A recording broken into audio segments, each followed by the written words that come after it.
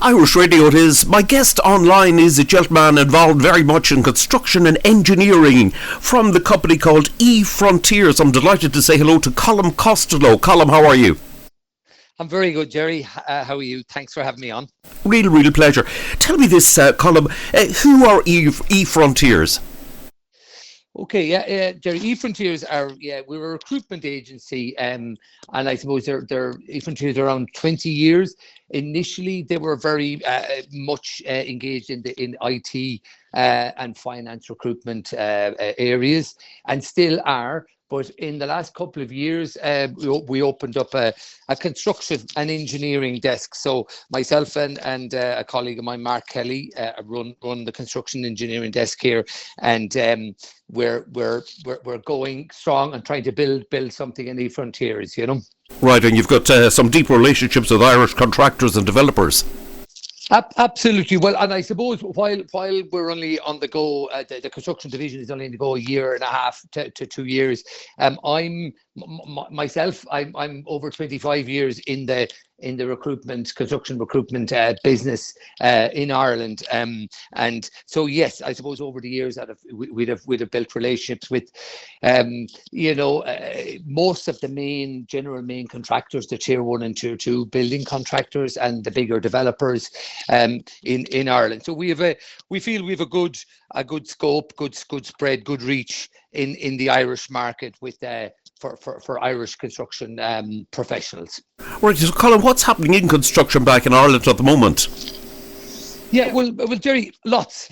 I suppose is to give you the answer. It's very, very active right now. I mean, we kind of think really we don't like to mention the word boom too much, but it's very, very busy here. I think we kind of feel it's never been a better time to come back. I mean, it's very buoyant across different sectors. I suppose the main areas, and it's been well documented, is the huge shortage of housing in Ireland and accommodation. So there's a huge emphasis on residential works. But by the government, and a huge push at that. So there's a lot of housing and apartments being built. Also, from the pharmaceutical side, Ireland's a bit of a hub for pharmaceutical stuff, mainly in Dublin and Cork areas. So there's a lot going on that side. The data center side is very busy as well. And then just, I suppose, there's a lot of kind of investment being put into the country at the moment. There's a project, Ireland 2040 development by the government, and it's building towards 2040. So between schools, colleges, and lots of different infrastructure projects. Like there's a huge metro project being planned to connect the Dub city to the airport, which is well overdue, I suppose, Jerry. But that's all in the pipeline. But there's a huge amount of construction work at the moment, and there's 160,000. They guesstimate 160,000 people employed in construction in Ireland, and that's actually still less than maybe it was in the boom. I think it was around 180,000. So that will grow. They're looking to grow that upwards towards 200,000 in the next number of years. So there's huge scope and huge opportunity there. Right, there's a sort of a skills shortage in every sector of the construction industry in Ireland, I believe. Yes, a huge shortage, and I mean, our company, we deal mainly on the professional side, the white collar side, the management staff.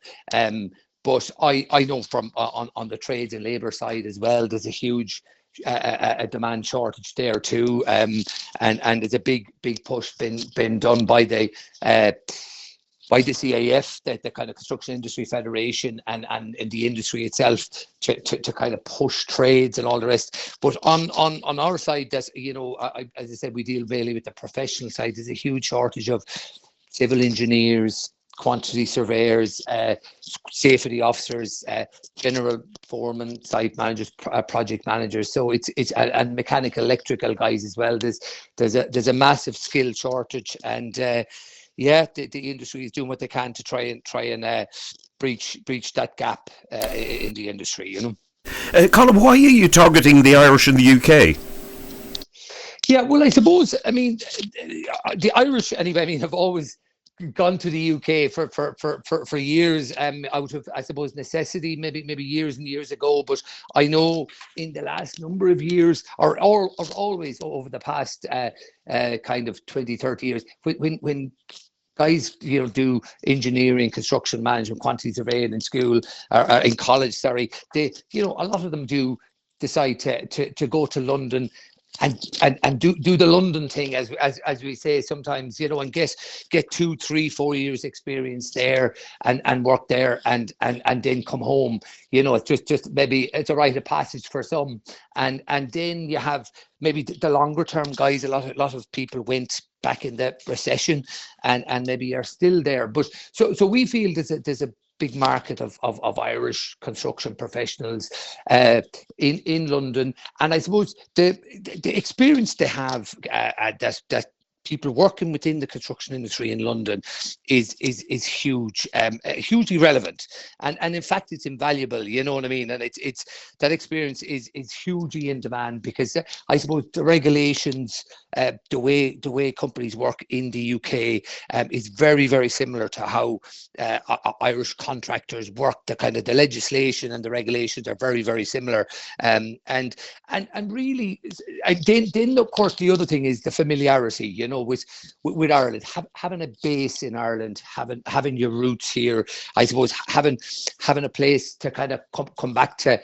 We're kind of, we feel that they're the easiest, they'll fit in easier when they come back into the market, so that's, it's not that we're not looking for non-Irish and non-nationals, but I suppose our focus mostly is on the younger Irish who went over the last few years, or the maybe guys that are there 10, 15, 20 years, to try and target those, because they bring massive experience of UK construction engineering projects, and there's a lot of big high profile projects in Ireland that would be delighted to have some of those more experienced people as well, Indeed. Now, you've got a special event up and coming that's on the 13th of March.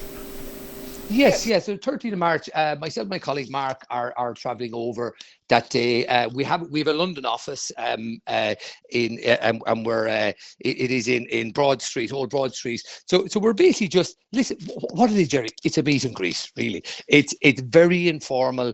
We're kind of going. It's a bit of a chat. We'll talk to the lads as much about GA, Jerry, I suppose, as we will about their CVs. We'll have the crack with them. Will be no pressure.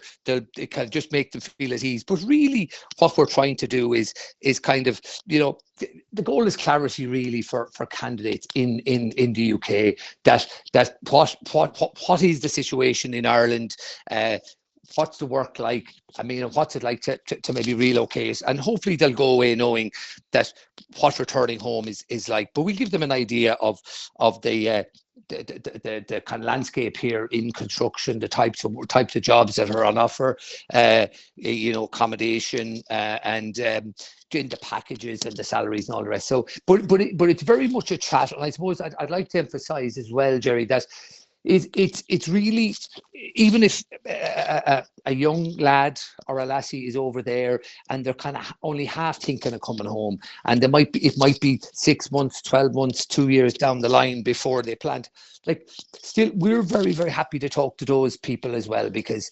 we're very happy to sit down, help them out, give them an idea of what the story is, and it might just give clarity to them, and they might say to themselves, well, listen, I'll come home a little bit earlier than I planned, or they might decide I'll leave it a bit longer, but we're very, very happy to talk to everyone and anyone that might have a connection to Ireland, that is even half considering coming home in the future, the medium to short term future. Okay, now the roles you mentioned available, you're looking for site engineers, quantity surveyors, project managers, site managers, health and safety professionals, and possibly anybody you're probably looking for in the construction industry. Absolutely, yes, and that's the thing. It's as I said, it's professional white collar side that we deal with. But I mean, I would stress as well, if anyone is coming from a trades background or a labour background, and they kind of just wanted to get a feel for the market in Ireland, we're very, very happy to talk to those guys as well. We mightn't be as good as help to them finding them something back in Ireland, but we'd have contacts and be able to help them on that side. But mainly, yeah, the focus is on the professional staff, and like, again, a lot of the work is in the east of the country, but there's a huge amount of work in the regions as well, in Cork, in Munster, the west of Ireland, kind of Galway, Sligo, those kind of in the Midlands. So it's all over. But yeah, I mean, we're looking for all of those that you mentioned, Jerry. But even just to be specific, like, we're looking for a senior QS in Cork at the moment. There's a Tipperary building contractor, good reputable contractor. There's a commercial job in Cork that we're looking for somebody immediately. We're looking for engineers for in Mayo for a Galway company. There's a residential project coming up down there. There's project managers needed in Dublin. There's a hotel project, an apartment project by a good tier one contractor as well. We're looking for an estimator / surveyor in Kildare, for a fit out company. I could go on and on, Jerry, but they're just a few examples, but we have kind of loads of roles, nearly more roles that we can handle and deal with, but across the different disciplines. Right. Now, how easy is it to move back? What does the process actually look like if someone wants to return? Yeah, so I suppose I know it's a big decision for people, and there's a lot to consider, but I suppose the first thing is to really to familiarize yourself with what's involved and understand what's involved. And as I said, we're here to help in relation to that, but we'll help in relation to CVs and setting up kind of CVs, and maybe so it might need to be tailored slightly to the Irish market, although not hugely. We'll give people an idea of salaries and stuff like that, and then we would send out CVs to potential clients for roles. But like, listen, there's nothing you kind of leave a lot of that stuff, or the candidate would leave a lot of that stuff with us, Jerry. And then once an interview, I suppose, if a client is interested in talking to a candidate, we line up the interviews. I'd say if people are based in the UK, it would initially be a Teams call, and they do a bit of a screen, as we call it, and get a feel for the candidate. And if that went quite well, most companies would prefer the option of maybe meeting somebody before they'd hire them, but that's not always the case either. A lot of companies now are and of course Teams has been used a lot for a lot of these types of scenarios, and a lot of companies are happy as well sometimes with a Teams call, doing an interview over Teams, and maybe hiring somebody over Teams. So that process kind of is fairly straightforward and works quite smoothly, Jerry. Then when you're coming home, a lot of companies as well, as I said, again, going back to my point about the Irish candidates,